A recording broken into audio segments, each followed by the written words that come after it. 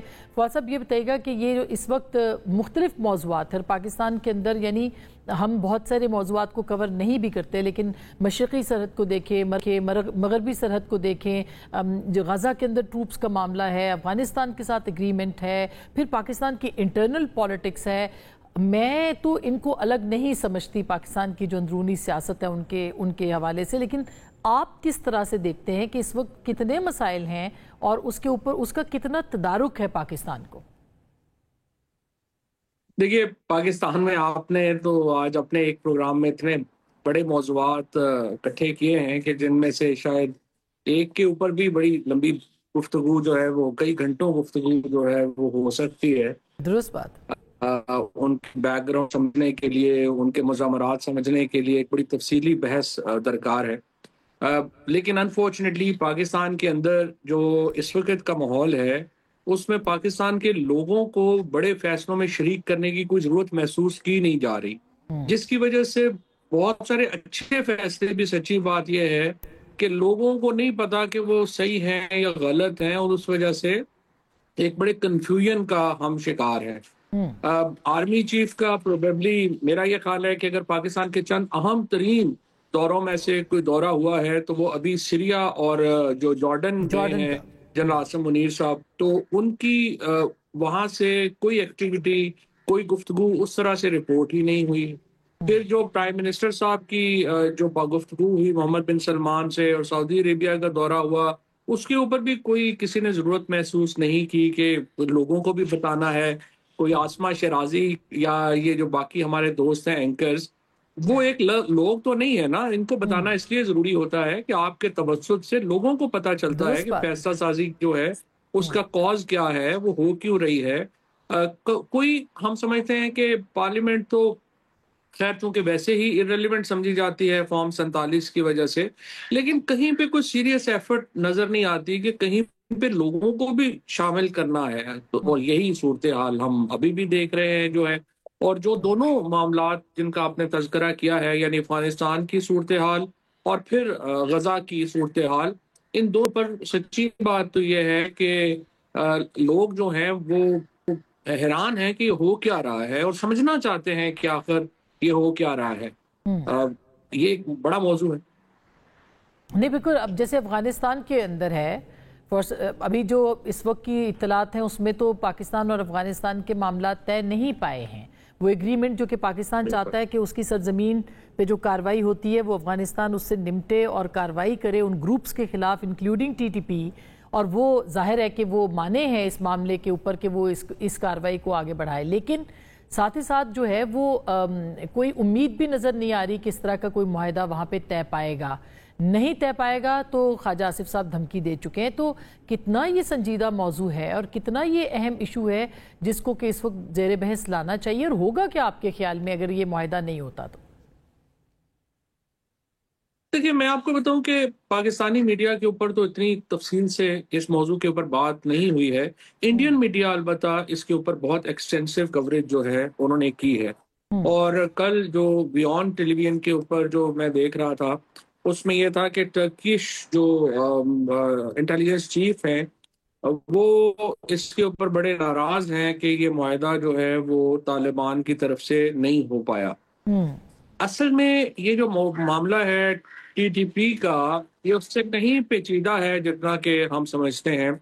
ये एक tribal war है, इसके अंदर बहुत ज्यादा कॉम्प्लेक्स ट्राइबल इश्यूज इन्वॉल्व हैं, इसमें बहुत कॉम्प्लेक्स सेटलमेंट के इश्यूज इन्वॉल्व हैं, और फिर इसके अंदर दाइश भी एक प्लेयर।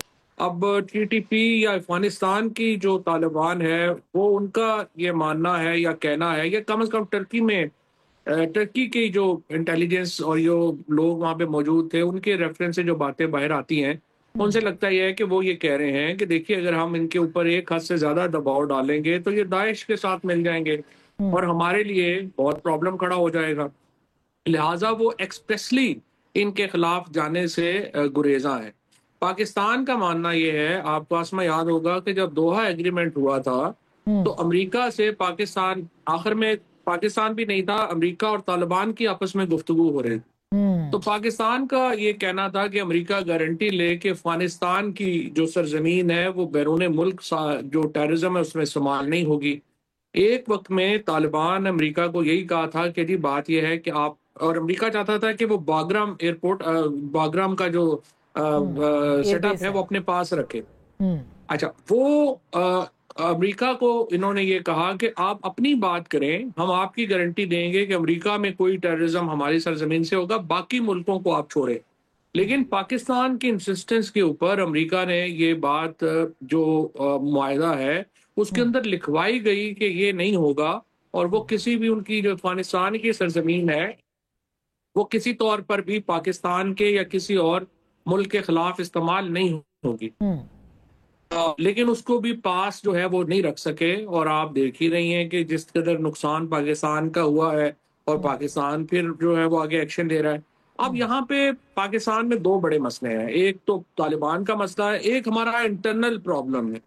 इंटरनली आप देखें ना, खैबर पख्तूनख्वा में आप पीटीआई को एक दफा हटा दें, माइनस कर दें, आप इमरान खान को, सोहेल अफरीदी को कहें जी हम नहीं बात करते, क्या जेयूआई ऑपरेशन की हमायती है? Answer is no. क्या पीटीएम ऑपरेशन की हमायती है? Answer is no. क्या एएनपी ऑपरेशन की हमायती है? Answer is no.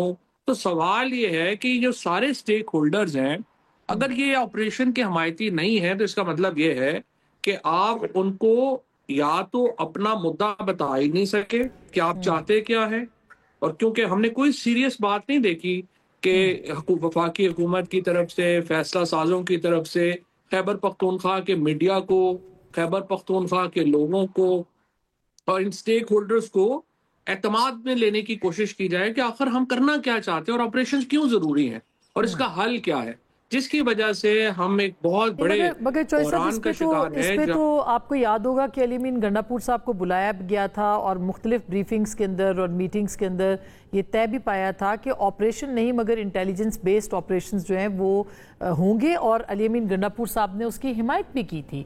तो अब यकायक जो है वो हर तरह के ऑपरेशन, यानी वहाँ तो कहा जाता है कि दहशतगर्दों के खिलाफ कार्रवाई न की जाए, और आप देखें कि एक तरफ पाकिस्तान तहरीक इंसाफ टीएलपी के साथ खड़ी है तो दूसरी तरफ पाकिस्तान तहरीक इंसाफ खामोश मुफाहमत कर रही है टीटीपी के साथ।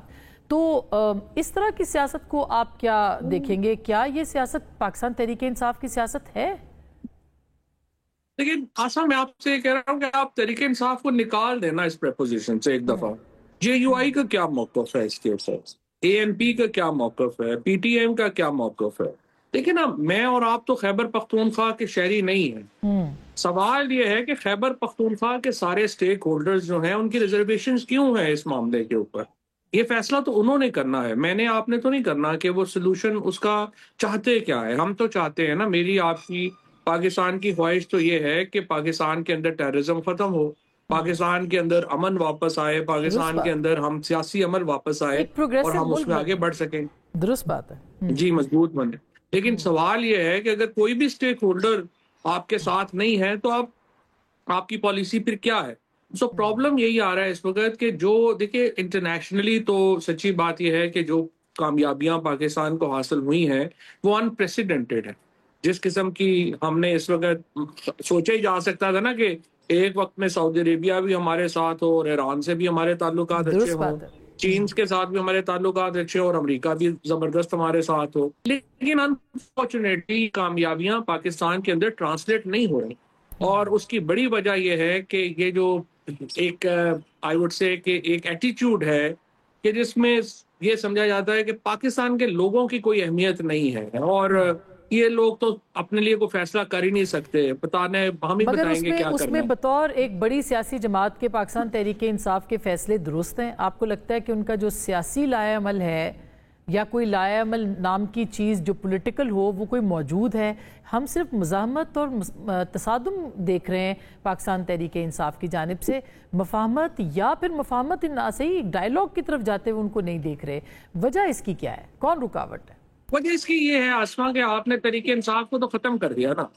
जब आपने देखिए परवेज खट्टक को आपने सियासी तौर पे खत्म कर दिया, महमूद खान को हटा दिया, आपने अली अमीन गंडापुर जो एंगेजमेंट की कोशिश कर रहे थे उनका आपने बेड़ा गर्क कर दिया, तो उसके बाद फिर आपको ज़ाहिर है सोहेल अफरीदी मिल गए।